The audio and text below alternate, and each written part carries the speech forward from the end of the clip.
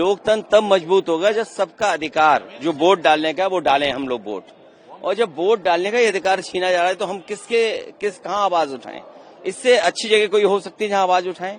तो सरकार को सुनना चाहिए और कम से कम जो शिकायतें समय समय पर चुनाव आयोग से की जाती हैं उन शिकायतों पर उन अधिकारियों के ऊपर कार्रवाई करनी चाहिए जो लगातार वोटर लिस्ट के साथ खिलवाड़ कर रहे हैं। पर अखिलेश से लेकिन सरकार की तरफ से अगर कहा जाए तो कभी डिस्कशन की कोई बात नहीं हुई है। नहीं, डिस्कशन नहीं है, संभव नहीं है। इस पे क्या कहेंगे सर? नहीं, एसआईआर पे डिस्कशन हो, जो माननीय सांसद और जितने भी पार्टी के नेता हैं वो अपने विचार रखेंगे और जो कमियां हैं उसको दूर करें। मैंने कई बार उत्तर प्रदेश का उदाहरण दिया और बहुत दूर न जाइए आप केवल पिछला बाई इलेक्शन देख लीजिए, पूरे चुनाव आयोग के सामने हुआ। मुझे खुद कई बार चुनाव आयोग से बात करनी पड़ी, तब जाकर के कुछ अधिकारियों के खिलाफ कार्रवाई हुई और कुछ अधिकारियों के खिलाफ। आप सोचिए डे 1 से सरकार क्या करती है। जब प्रिसाइडिंग ऑफिसर बनते हैं तो वो जाति के आधार पर तय करते हैं कि जाति के आधार पर उनकी विचारधारा को कौन सूट करता है। उसके बाद पुलिस की पोस्टिंग उस हिसाब से होती है कि पुलिस कौन सी लगाई जाएगी, एसओ कौन लगाया जाएगा। प्रिसाइडिंग ऑफिसर्स को ये टारगेट दिया जाता है कि फर्जी वोट डालेंगे आप।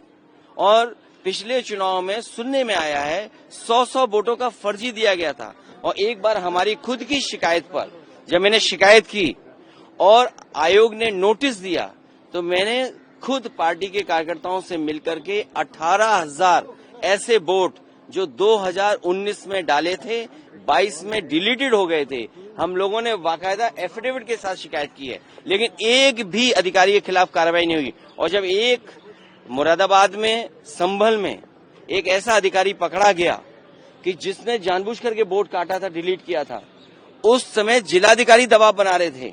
और जिलाधिकारी इसलिए दबाव बना रहे थे शिकायतकर्ता पे कि आप अगर शिकायत करोगे तो तुम्हारे खिलाफ ये कार्रवाई हो जाएगी। आप कभी भी यूपी का चुनाव देखे होंगे, डीजीपी हटता था, होम सेक्रेटरी हटता था, डीएम हटते थे, एसएसपी हटते थे।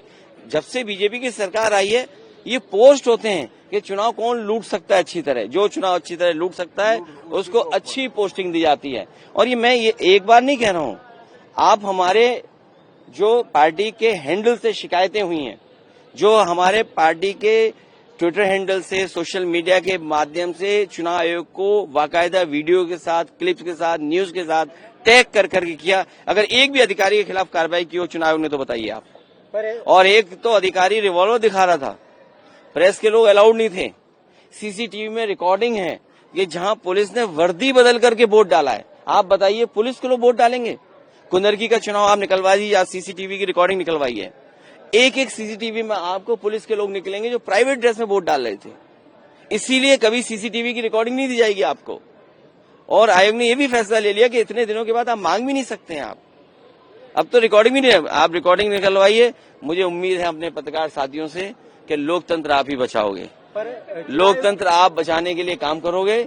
इसलिए हमारा सुझाव है कि ये जो मशीन रखते हैं बीजेपी वाले, नकली आधार बना करके नकली वोटर आईडी बनाते हैं, इनकी मशीन छीनी जाए और वोटर आईडी और आधार मेटल का होना चाहिए। चुनाव के दिन कोई नकली ना बना सके। कम से कम चुनाव को इतना खर्चा तो करना चाहिए, मेटल कार्ड हो और जो आधार जिसमें हम सब कुछ डिपेंड करता है, हमारा सब कुछ आइडेंटिटी है वो तो मेटल का हो, वो तो नकली बन जाए। रीड करने के लिए तो मशीनें बना ही सकते हैं, टेक्नोलॉजी इतनी आसान है, इतनी सस्ती है, वो हम किया जा सकता है। लेकिन चुनाव को सुधार करना चाहिए, सरकार को हमारी बात सुननी चाहिए। पर अरे एसआईआर ही तो है वो, और क्या है? चुनाव ये कह रहा है कि आप लोग हमारे पास नहीं आते हैं, आप लोग सिर्फ सदन को उठाते हैं। नहीं तो सदन में नहीं उठाएंगे और कहाँ उठाएंगे? चुन के जनता ने भेजा, मैं सदन में सरकार के नीचे काम करते हैं। आपको नहीं पता सरकार के सारे पे चुनाव काम करता है। डीएम कौन सा पोस्ट होगा, एसएसपी कौन सा पोस्ट होगा, हमारी शिकायत पे एक भी नहीं हटा। आप यूपी का रिकॉर्ड निकाल लीजिए, हम तो यूपी का बेहतर बता सकते हैं आपको। सर आपने बिहार में विदेश चली गई पर एनएसए डोभाल मॉस्को गए हैं, वो रशिया से बात करने, एक मैसेज है जो वॉशिंगटन को भेजा जा रहा है इंडिया के द्वारा। देखिए ये उलझो मत विदेश नीति में, अपने देश की अर्थव्यवस्था को बेहतर करो, अपने देश के किसान पे भरोसा करो, अपने देश के टैलेंट पे भरोसा करो, अपने देश के जो नौजवान हैं कुछ करके दिखाना चाहते हैं उन पर भरोसा करो। उलझो मत किसी देश से, और कोई देश आपको बिना मुनाफे के कुछ देने वाला नहीं है। कोई देश बिना मुनाफे के आपको कुछ नहीं देगा।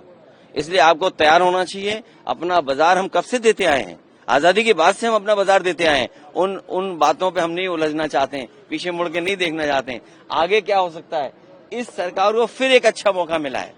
जब दुनिया के बड़े बड़े देश पाबंदियां लगा रहे हैं तो हमारे मेक इन इंडिया को जगाना चाहिए। ये मेक इन इंडिया सो न जाए बस। सर, पर क्योंकि कांग्रेस आपका लाई है और बार बार वो ट्रम्प की स्टेटमेंट को अरे यार, बोलते आए हैं ऑपरेशन। आप क्यों नहीं समझ, इतनी अच्छी बात बता दी मैंने आपको। ये आपको मौका मिला है अपनी अर्थव्यवस्था को सुधारने का। हम सब अपने किसानों पे भरोसा करें, उद्योगपतियों पे भरोसा करें, नौजवानों पे भरोसा करें, अपनी इंस्टीट्यूशन पे भरोसा करें और एक बार फिर 10 साल और 15 साल का ये कार्यक्रम बनाएं कि हम कोई चीन का सामान नहीं खरीदेंगे और विदेश का सामान आने से या विदेश पे हम निर्भर न हो, उसके लिए हम कार्यक्रम बनाएं। इसलिए मेक इन इंडिया सोए नहीं, मेक इन इंडिया जाग जाए, मेक इन इंडिया और तेजी से काम करे।